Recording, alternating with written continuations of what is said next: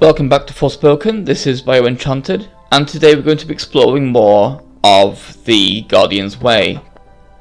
I know we ended the last one at the Dauntless Wood, but we won't be exploring this area quite yet. And for when we explore the Guardian's Way, you'll kind of get an idea of why I'm kind of afraid to do that at this point in the game. Journey's end. So one of our main things, for one of the things we're trying to upgrade, requires us to attack enemies that are, or kill enemies, finish enemies off with it, that are weak to it. That is of course the surge magic. The problem is, in this part of the game, in this section of the silos area, there are very few enemies that are actually weak to the purple magic. So we're going to have a bit of a struggle here. I wonder if there's anybody. So let's head to this place and see what we can get over here. Whoa.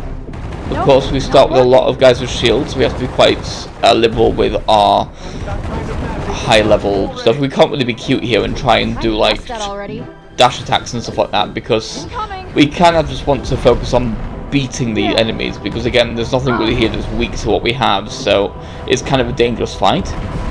Now's your chance. So I'd rather just be efficient right now rather than trying to get the upgrades done, because there'll be ample opportunity for that later on.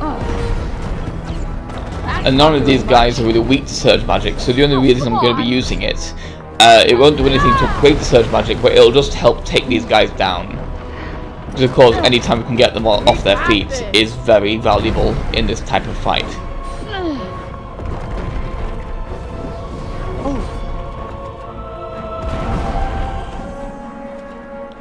It's quite fun to ragdoll them around like this. Also, I have a new microphone now. For people on YouTube, probably know that from my last Terror Unfolded video. To avoid echo, what I'm doing right now is I'm currently standing outside of the computer room while I'm watching the computer, the actual footage on the computer, so I can see what's happening, because when I record in the computer room itself, it's a much smaller room than this one, and has much fewer softer furnishings, so it echoes incredibly badly. So we'll see if this stops it echoing quite as badly in the main room, which is far bigger and has walls that are far further away from each other. And because the microphone's not in the small room, it might also catch less of the reverberations. So here is where this fight gets really dangerous, but it also introduces a new mechanic. Certain enemies will fight each other. Because of course these bears don't care about tons of Scylla, all they care about is getting food. And there's quite a few of us here to choose.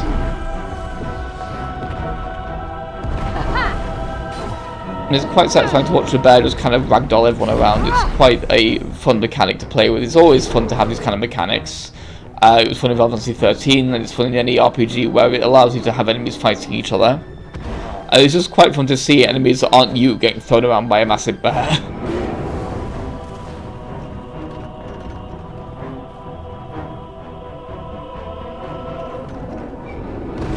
It's quite worth letting them do quite a bit of damage to the bear, because unlike the purple magic, their magic, the bear is not resistant to. So it's take quite a bit more damage from them, as well as them taking more damage from the bear. It's really just a matter of which one you'd rather deal with. Like, the bear's kind of like easier to deal with more straightforwardly, because you can just hit it straight on. While the other guys, you have to kind of hit in the feet, so I just kind of prefer to take them out and just dodge around the bear. Because now I can get cute again and start using dodge to upgrade the shot, which I couldn't do with the shield guys. So here I can get a little bit more tactical with what I'm upgrading. I still get thrown around quite a lot. There's quite a lot of potions in this fight. It's quite a difficult fight because these bears are tricky.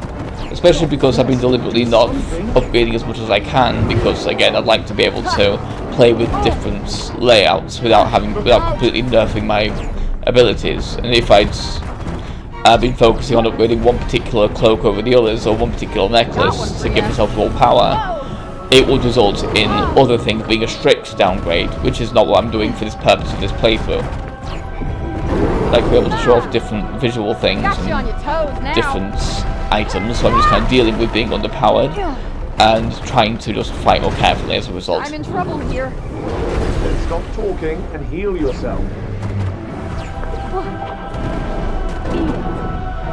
So we'll spend quite a lot of time in the thing where the cuff is kind of still recharging after blocking a lot of attacks for us. Take them. Now's your chance. On it. You're. And there we have it. Now let's get this next cloak, Do I sense you which getting I will better at remember this to equip, How could I not? just not quite yet. That or get my ass whooped. Let's see. What do we got here? I like the designs of the larger chests, they're very intricate and very cool. But here we have the Valorous, which of course is one of Sila's signature cloaks, hence it being in her colours. I almost miss the commotion when there's no one around, don't you? Believe me, you're And what plenty it of does emotional by is yourself. it will allow our surge magic to recharge, I believe, when the cuff blocks for us. If I haven't misremembered that. Let's just grab a few items around here, just Should come in some handy. general stuff for building our things. And Might as for well pocket upgrading this. ourselves and also being able to make more healing items.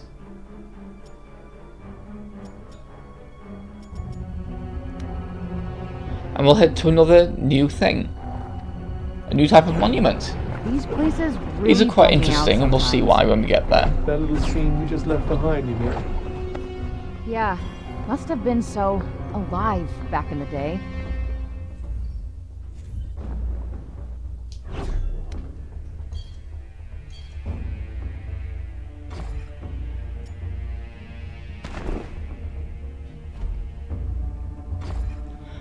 I quite like the design of the Valorous. I quite like the whole knitted aesthetic, and the fact that it's quite got quite a few it's quite mesh. It's got quite a lot of large holes in it. It makes it very distinctive compared to other cloaks, which often feel a little bit palette swappy. I mean, this is actually, I think this was actually the cloak I ended up using end game on my first playthrough. This was the one I put Well, most of this my place upgrades is fun. into. There's nothing here but rocks. Look at that rock. It's Tanta intended her realm to be unfit. I just really like the way it looks.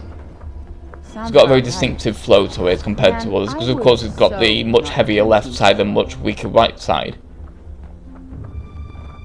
Which makes it feel, interestingly, again, more like a combat cape, which is effective for...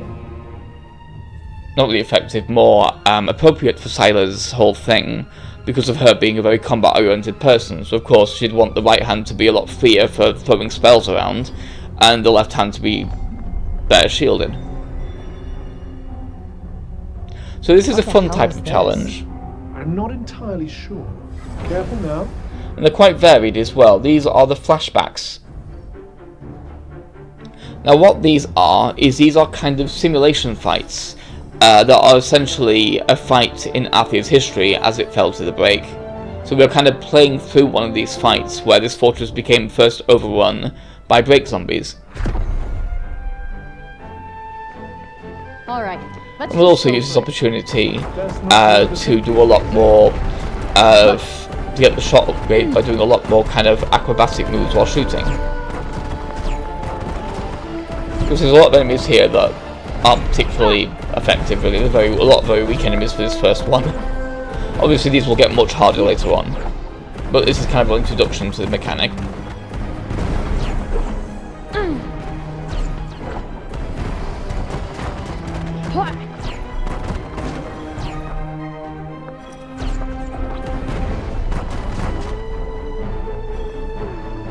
As you can see as well, we get points for certain types of kills. So of course, the better score we get, the more prizes we'll get. The way these work is there are 5 mana points you can unlock by getting the maximum score in these, while getting the best score you possibly can. You can get up to 5, of course, like depending on how well you do in the fight. And then for the first time you do them, you get a little extra bonus that's like a few crafting items. So it can be quite useful to do if you want to make sure you have a decent amount of things. Also, you get a lot more lizard men here, which are actually weak to purple magic. Out of the way.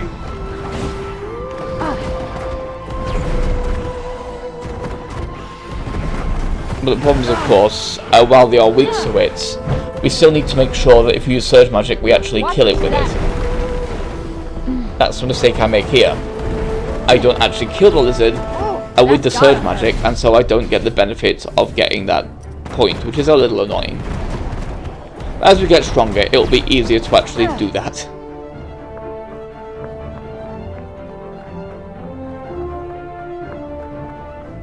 Of course, every spell we upgrade will give us an extra point in purple magic's power. So our purple magic will be gradually increasing as the game goes on. Just naturally as a consequence of doing other challenges. Now's your chance. Here it comes. As you can see as well, there are symbols in the top left that basically tell you what kinds of enemies are in the area. So like the little animalistic ones are kind of beast type enemies, I believe, and then the other smaller icons are kind of human type enemies. Although it can be a little bit like hard to tell sometimes what's what, because sometimes it can be a little bit of an overlap. But we got the second best possible score there, so that's not too bad. It's interesting to notice here as well, this is of course the Monument of Wisdom, and it seems to have generated a sort of an illusion of some sort, and it's green. We'll remember that for later.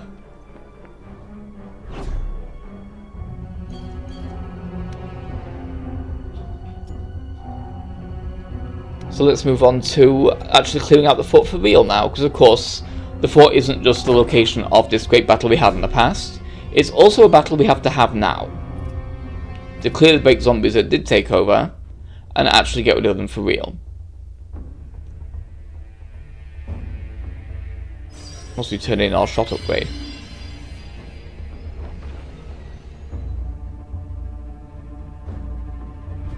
Get out, fortress. Well, it'll be a good chance to flex our muscles. I never said we're going. Building fortresses as well, of course, they have a lot of tall walls, so for the climbing stuff, they can be quite helpful to grind that out a little bit.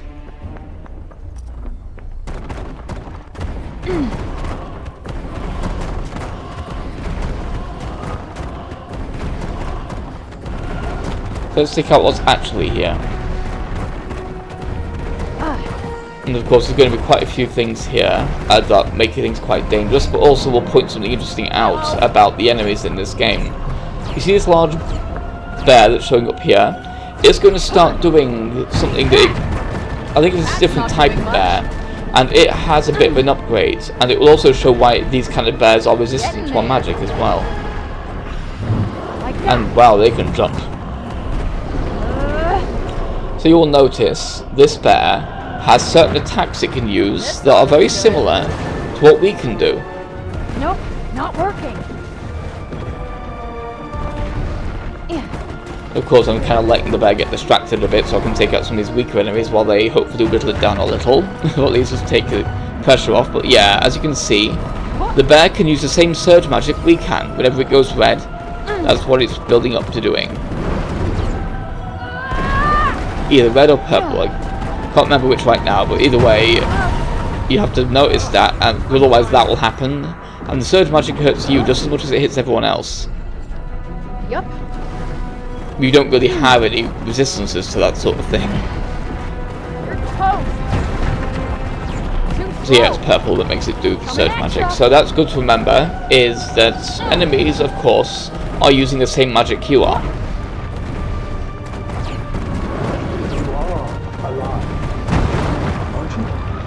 Which of course works as interesting foreshadowing for reasons we'll discuss later on, but for now just bear that in mind that enemies have very similar magic to what we have.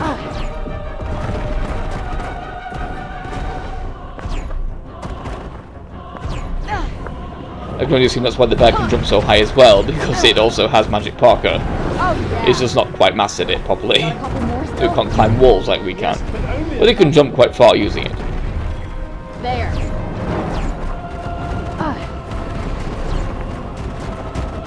So yeah, these bears take a while to take down, because at this stage in the game it's starting to escalate the difficulty by giving us enemies that are, for the large part, resistant to the magic we have. Which is an interesting way to ramp up the difficulty, because of course in previous areas we had neutral enemies, and now we have a lot of enemies that resist us quite effectively. So that makes these fights quite a bit trickier. You got this. If you're not just skipping past them to get to the next area anyway.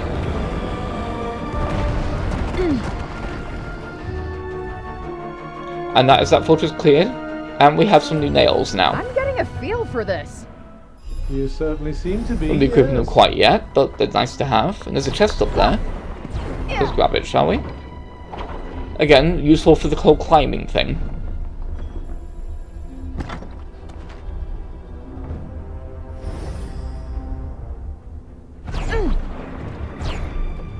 And this chest is, I think, outside the fortress, so I'm going to largely ignore it, but there is some stuff to grab over here anyway, because we are quite low on healing items now. Because those bears are all over the place in this area.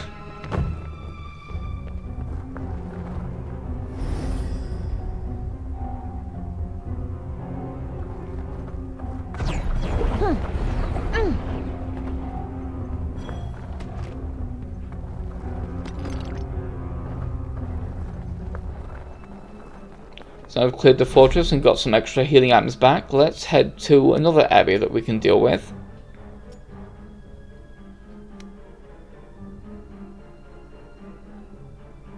Let's go to this library now, shall we?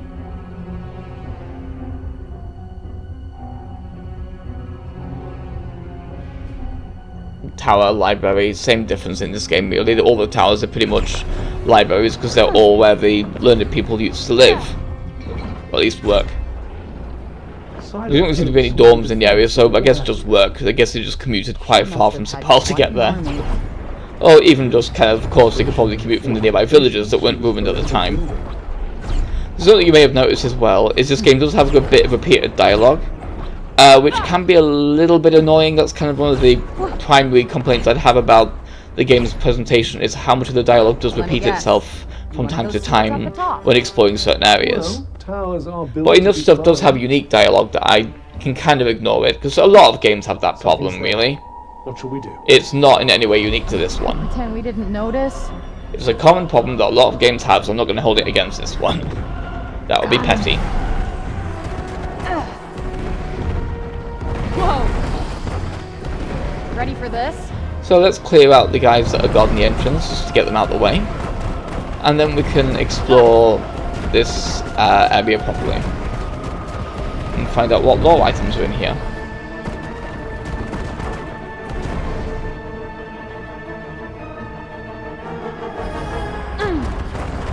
But yeah, this time I'm also going to be very careful not to miss any. But then again, there's not really any that are that missable, because if you've missed a lore thing, it won't clear the little icon from the map. So as far as the game's concerned, if you've cleared the icons, you've got all the lore things in the area that have the lore icons. So I think for that first tower, it wasn't actually a lore item in particular that I'd missed. The previous tower that I noticed that thing on the wall of. I think that thing on the wall might have just been the thing that points you to other towers. But here's an example of one of the lore markers that are actually on the wall, explaining how the break affects enemies psychologically. Quite badly.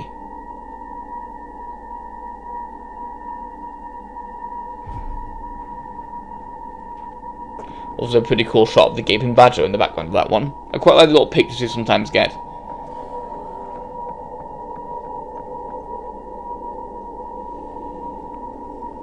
So yeah, here is what I think I might have missed in the previous tower. It's just kind of a thing that shows you where all the towers in the world are. In this case, one in Middle Praenost. Which we'll get to in time. I can use this.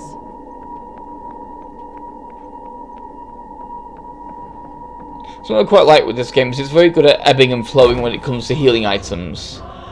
And this guy's cheeky. In which I mean, like, sometimes you'll be very low on healing items because of a difficult fight, but it will... There's often times where it will just kind of give you some of the items back. You just need to kind of look out for them. Don't tell me you're jealous. So I haven't really had to, like, quickly return to get items back, because I've got a good amount of healing items now from the pickups in this area. So let's just wait for these guys to get to the top of the stairs so I can take them out. It's always better to funnel enemies in this game when you can, because of course, whenever splash damage is available, use it. That's called strategy.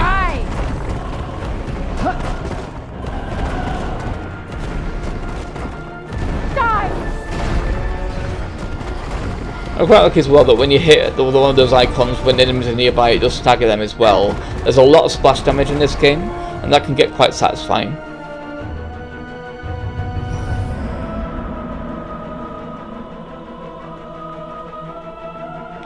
So one more person to take out before we get the final lore items in this area.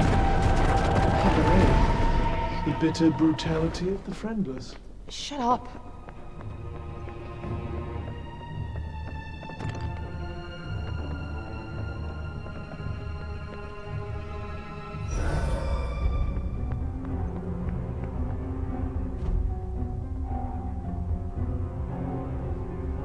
And here we learn about the elite enemies that we've been seeing, the guys with the shields. Of course, each Tanta will have their own, but these are the ones with Sylar. They're not specifically corrupted in the same way as everyone else, but they are so wide and die for Sylar that, much like Janesh, they have no real concept of context, or self-preservation, or rational thought. They just focus on what their Tanta wants, regardless of how crazy they've gone. But that is the end of this video, so I will see you next time. Please remember to like and subscribe, and comment as well, and share the video. And next time we'll be heading into Middle Praenost after doing the last thing to do in this section. Goodbye.